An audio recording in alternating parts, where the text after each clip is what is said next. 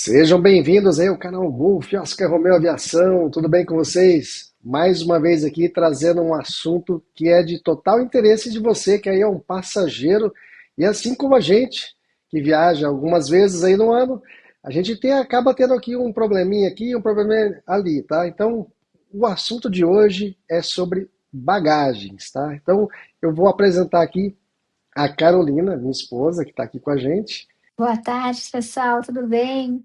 Mais uma vez eu vou tirar umas dúvidas aqui com o Dr. Leonardo, que vai nos ajudar aí com algumas dúvidas com as bagagens aqui que a gente vai viajar. Legal, então, obrigado, Carol. E agora a gente vai apresentar aqui mais uma vez o Dr. Leonardo Nieto, que vai trazer aqui e tirar todas as dúvidas de você aí, o passageiro aéreo. Então, não fique com dúvida, deixe nos comentários aí se você tiver algum assunto que a gente ainda não abordou aqui nesse tema, deixe aí que a gente vai trazer para vocês, tá bom? Então, mais uma vez, obrigado aí, o Dr. Leonardo. Tá com você, doutor. Boa tarde, gente, mais uma vez.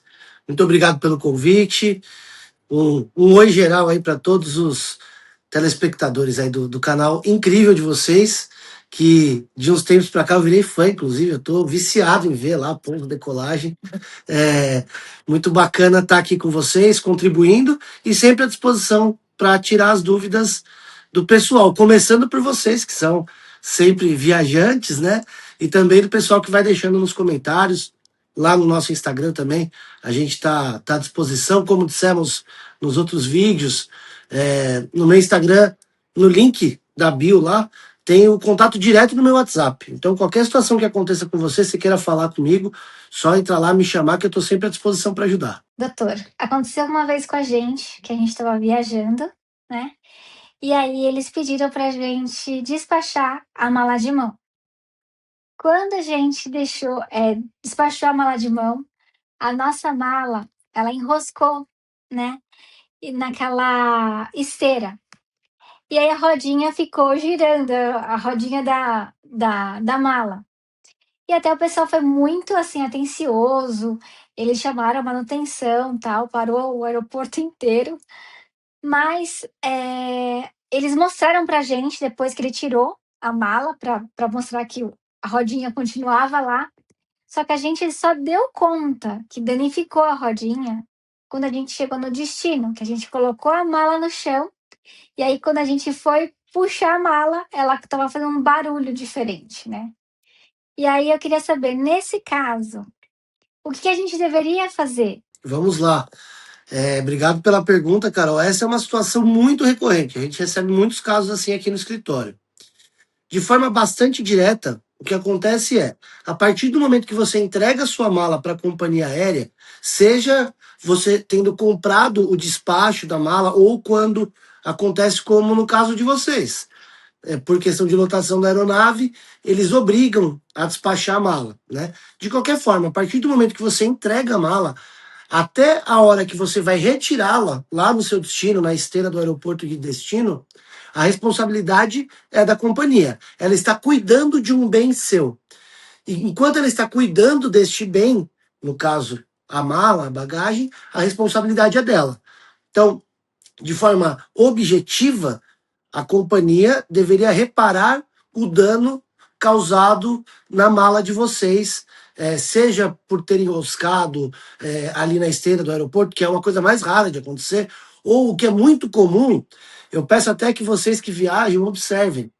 Quando a gente está ali naquele túnel para entrar no avião, ou se deslocando de ônibus dentro ali da pista, enfim, qualquer contato visual que a gente tenha com a pista, até nas câmeras aí do Golf Oscar Romeo, se a gente reparar bem, você vai ver mala no chão, você vai ver o manuseio da mala pelos funcionários, algumas vezes da companhia, outras do aeroporto, enfim, seja por volume de trabalho, não vamos entrar nesse mérito, mas muitas vezes o manuseio é feito de qualquer jeito.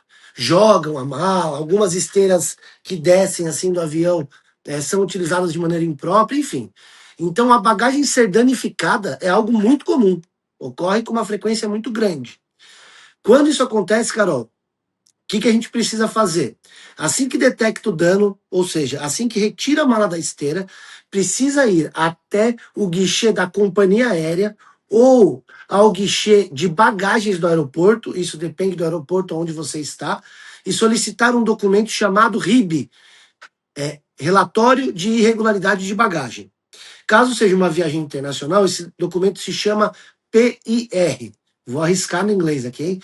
Property Irregularity Report. Desculpa.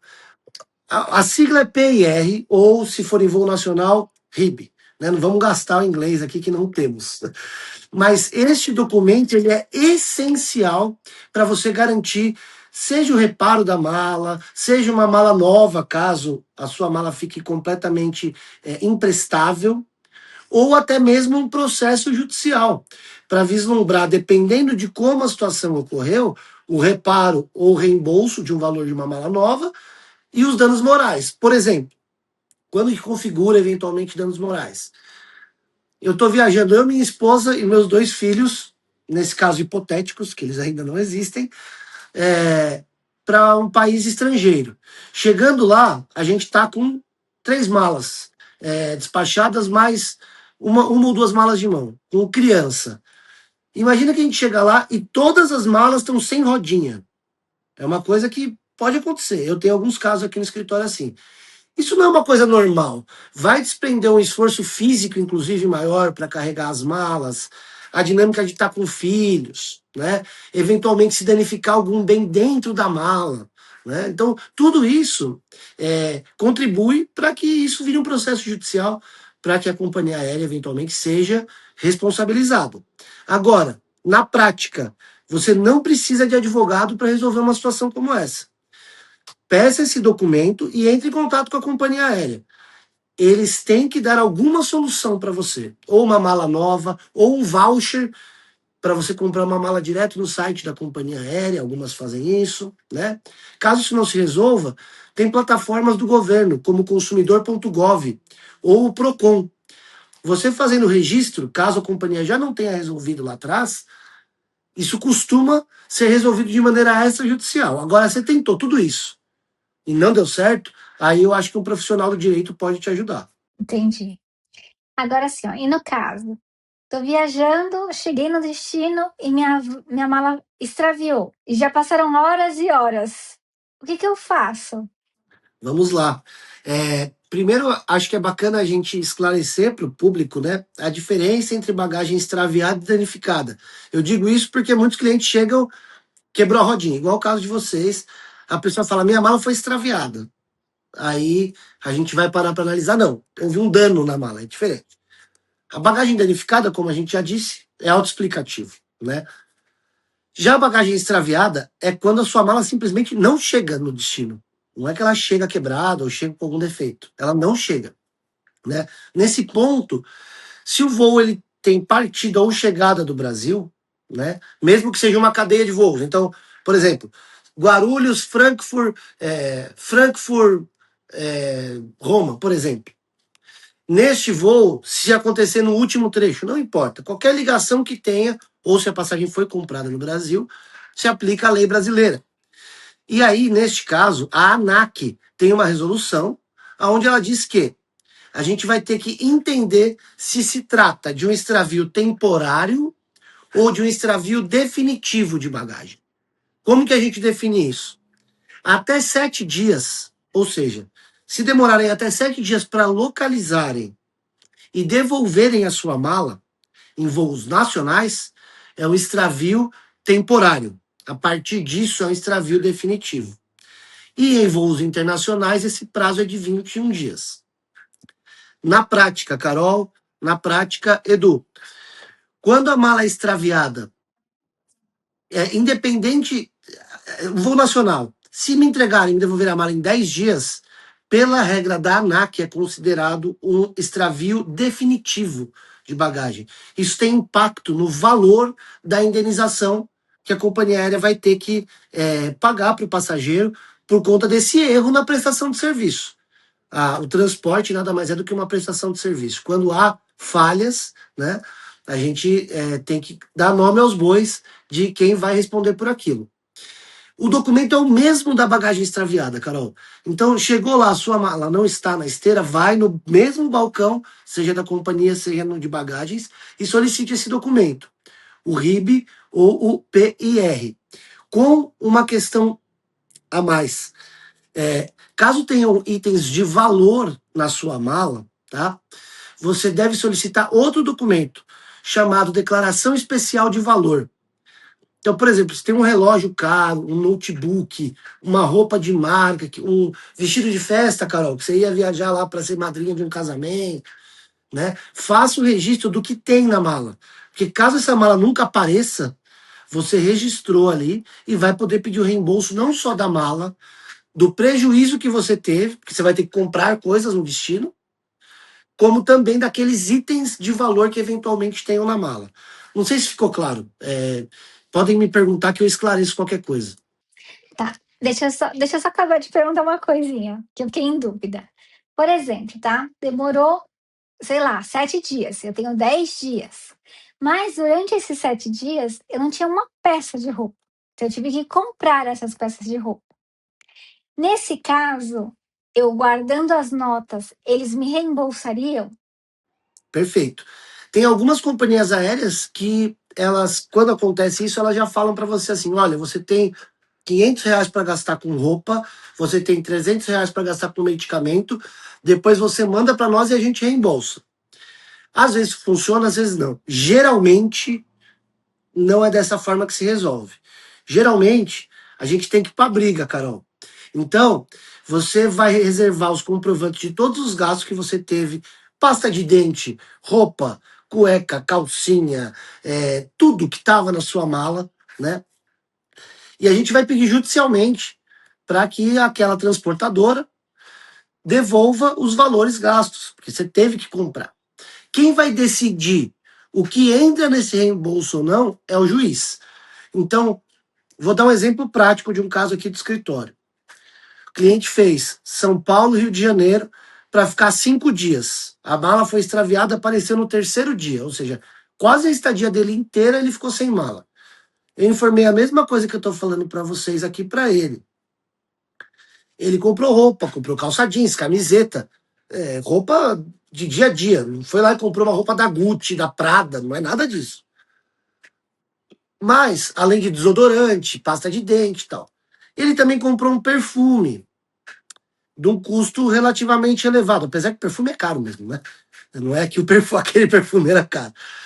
Mas acho que era uns R$ 800, R$ 900 o perfume. No caso dele, o que o juiz entendeu?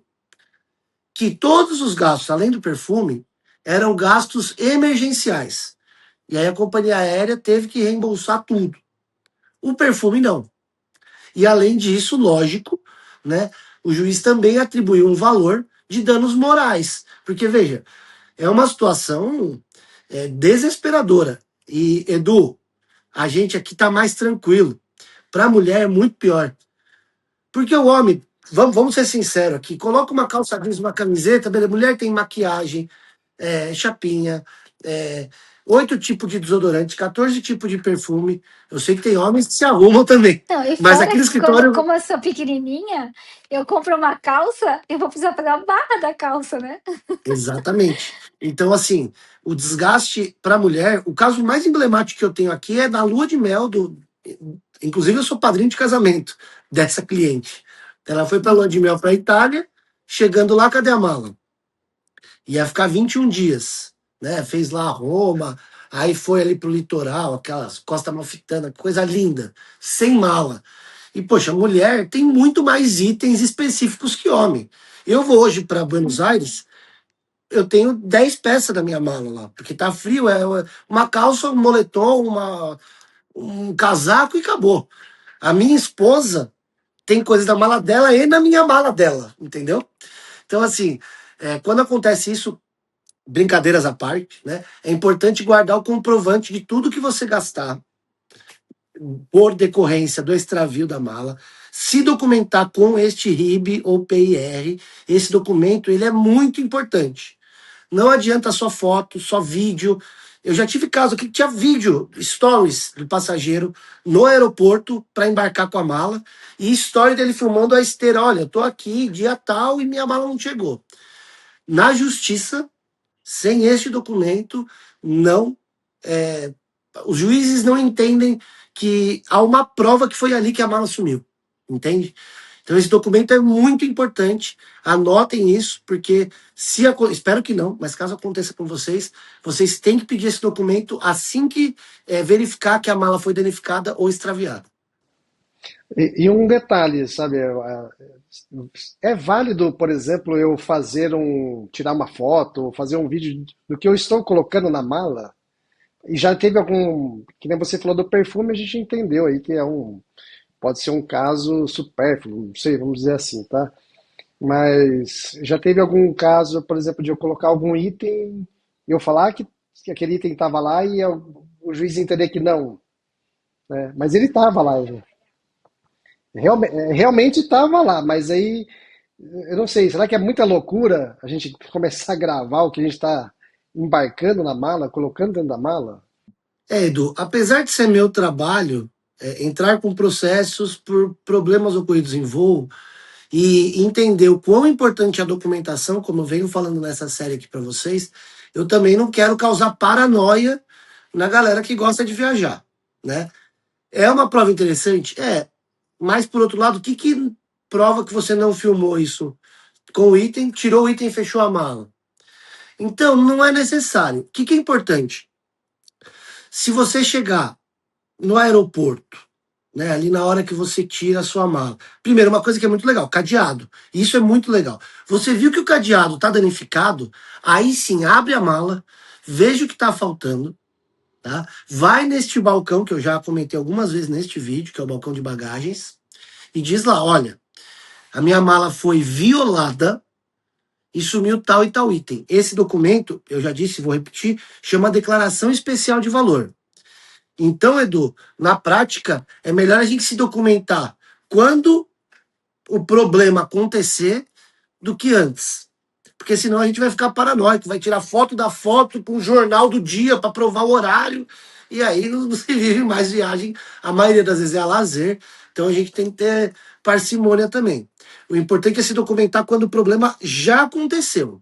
Se não se documentar nesse momento, dificilmente você vai conseguir reaver os prejuízos que você teve. Companhia aérea, no caso, né, que quando tiver uma situação assim, ela pode limitar aí o valor da indenização? Como é que funciona isso, doutor? Pode. Administrativamente ela pode, né? Muitas vezes ela fala, olha, sua mala foi extraviada, a previsão de chegada é dia tal, então a gente vai dar aqui, você pode gastar, eles não vão dar um crédito, né? Mas vão dizer, olha, você pode gastar tanto para roupa, tanto para isso, né? Agora, o quanto essa limitação é legal, isso é muito discutível, né? Porque a gente deu o exemplo da mulher. Poxa, nesse caso da minha amiga, cliente, que estava em lua de mel, a gente vai limitar se ela comprar uma maquiagem para ir jantar com o marido recém-casada numa viagem de lua de mel? No meu entendimento, não é algo supérfluo, né? Então, assim, essa discussão toda vai para a via judicial.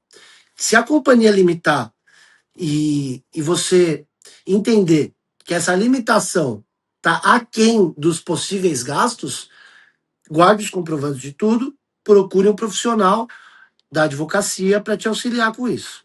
Então, na verdade, depende de momento para momento também, né, doutor?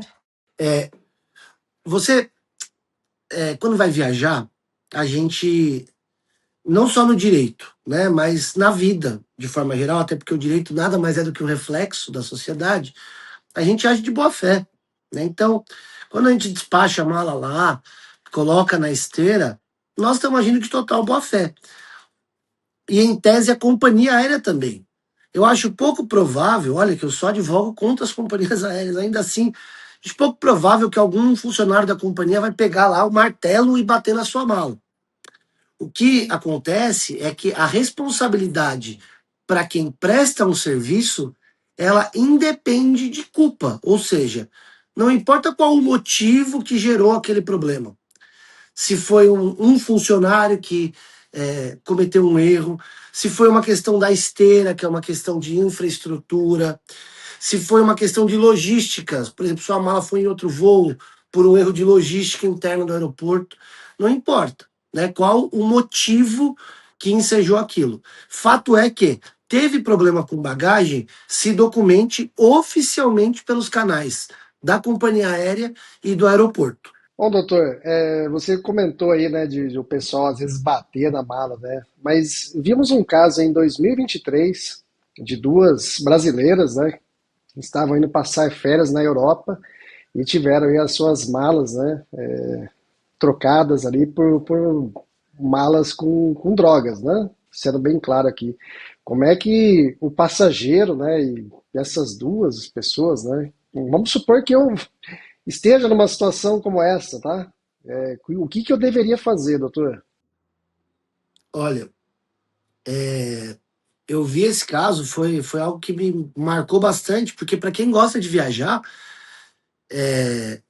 você cria uma empatia com outras pessoas que estão viajando, né? Então, se coloca no lugar ali, você vai viajar, tá tudo certo. Você despacha sua mala, chegando na Europa, você vai preso, né?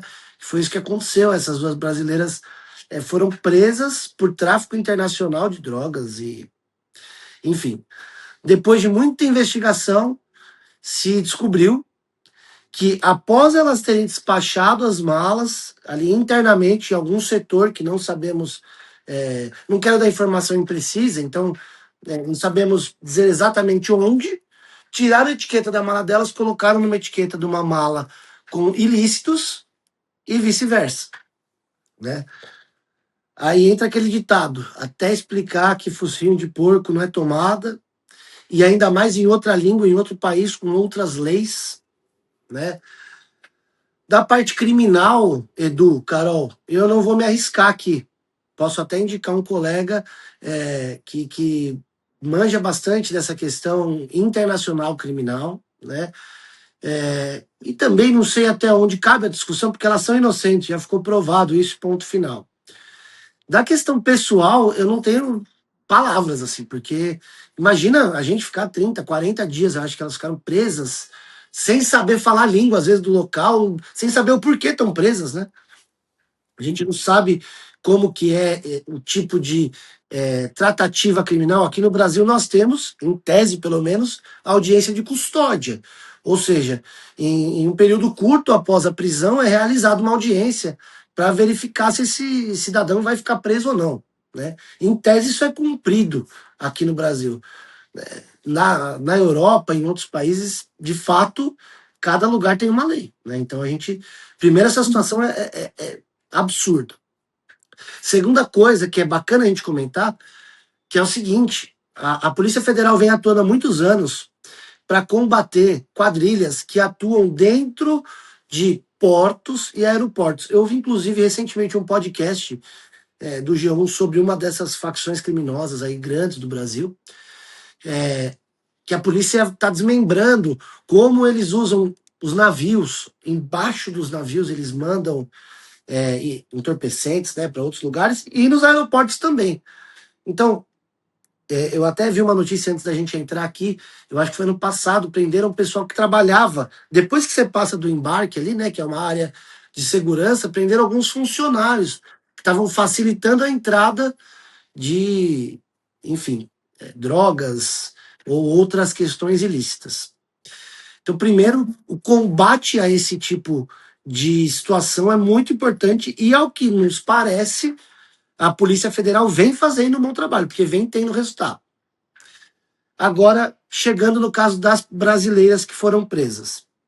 Veja, juridicamente, pensar numa ação, por exemplo, contra o Estado. Foi na Alemanha, né, Edu, que elas foram presas? Foi na Alemanha.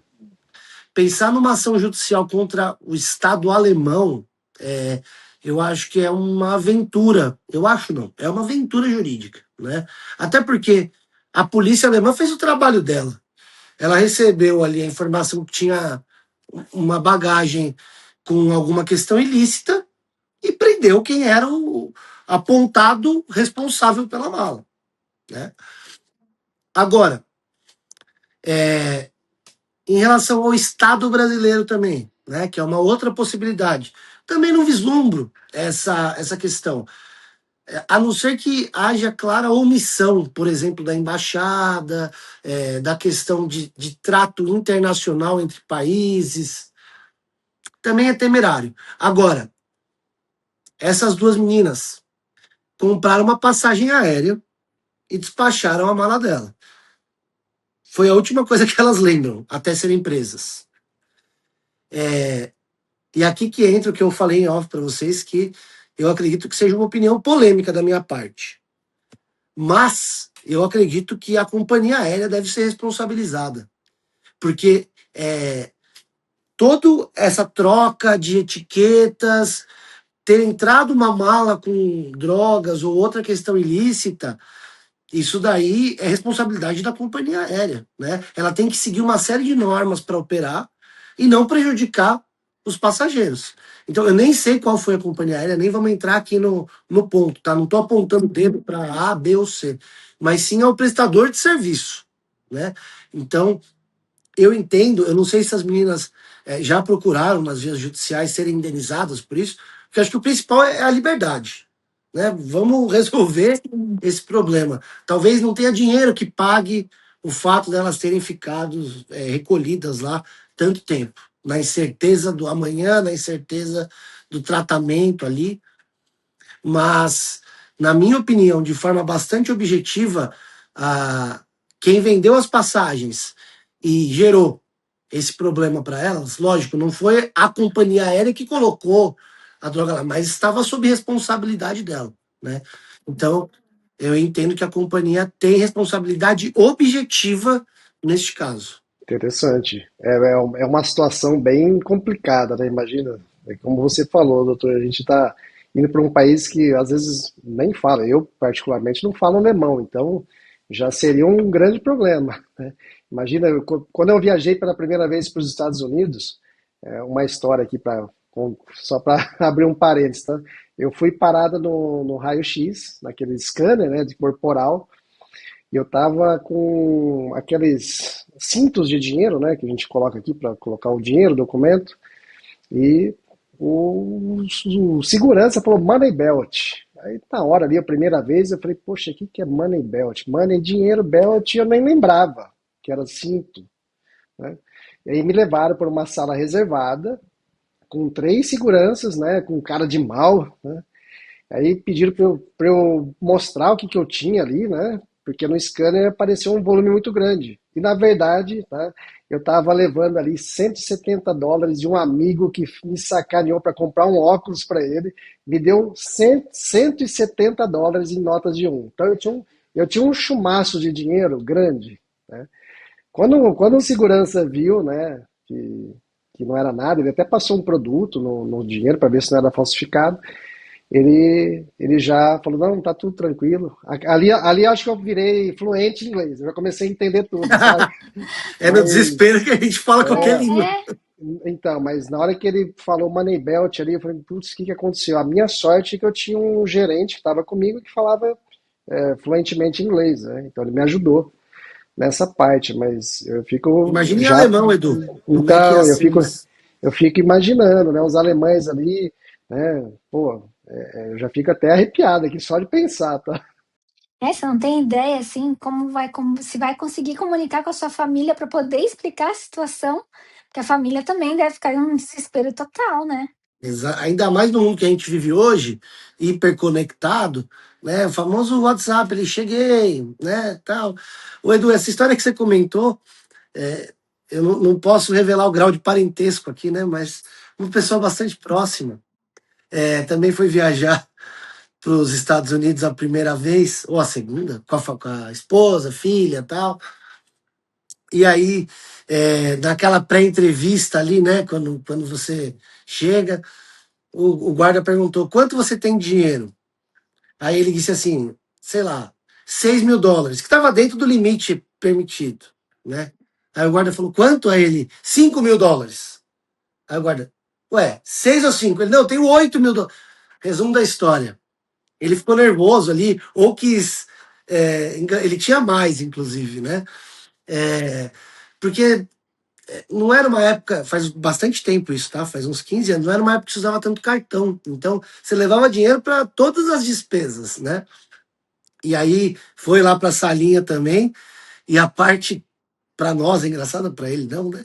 Dessa história é que até hoje, todas as vezes que ele vai para os Estados Unidos, ele é parado e levado para a salinha por conta de uma confusão que ele fez ali a primeira vez que ele foi. Eles Porque marcam fica mesmo até marcado, né? fica.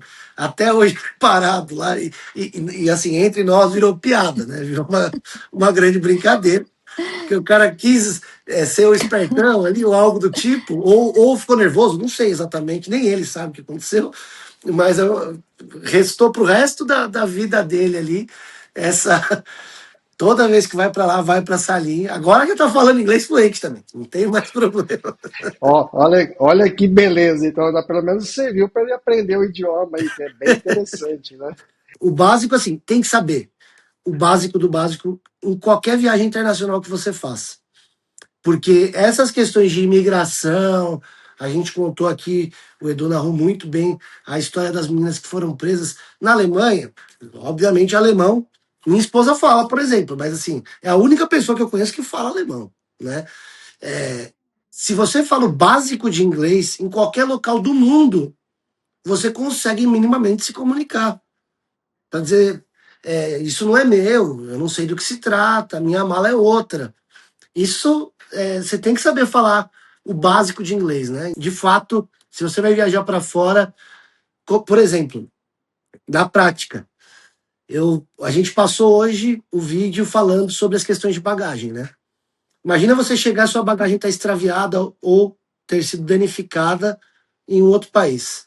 Se você não fala o básico de inglês, como é que você vai pedir a documentação? Né? Eu viro e mexe, o cliente me procura nessa hora, eu mando escrito ali, eu mando um áudio. Meu inglês também não é lá essas coisas, mas se você não tem um suporte ali, às vezes está sem sinal no aeroporto para traduzir num Google da vida, né? É muito importante você saber o básico de inglês para viajar, exatamente por conta desses problemas que, infelizmente, podem acontecer, né?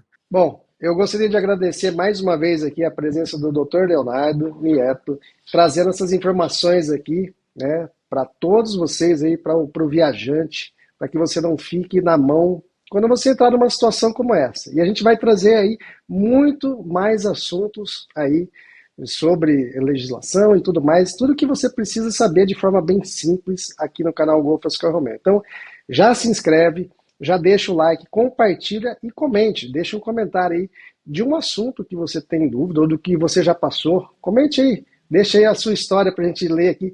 A gente vai ler todos os comentários que vocês colocarem nesse vídeo, tá bom? Então, mais uma vez, muito obrigado aí pela presença do doutor. Muito obrigada, doutor, mais uma vez aí por tirar as nossas dúvidas. Espero que agora eu fique mais informada e sempre preparada para algumas coisas que podem acontecer nas minhas viagens. Gente, eu que agradeço vocês, Edu, Carol, sempre fantásticos aí na condução, na criação de conteúdo do canal de vocês. Como eu disse no começo, na abertura, repito agora. Virei fã número 1 e é um prazer estar aqui contribuindo, tirando as dúvidas. O pessoal que tiver qualquer questão pode nos procurar lá no Instagram. Como eu sempre gosto de dizer, o link para o meu WhatsApp, que fica aqui no meu celular, tá lá. Então, só quem está passando por uma situação dessa, do voo atrasado, cancelado, ou como a gente comentou, de várias situações relacionadas à bagagem, sabe o quão desesperador é. E às vezes tem um suporte ali importante. Então eu sigo à disposição de vocês. Muito obrigado pela confiança no meu trabalho. E valeu, gente. Até a próxima.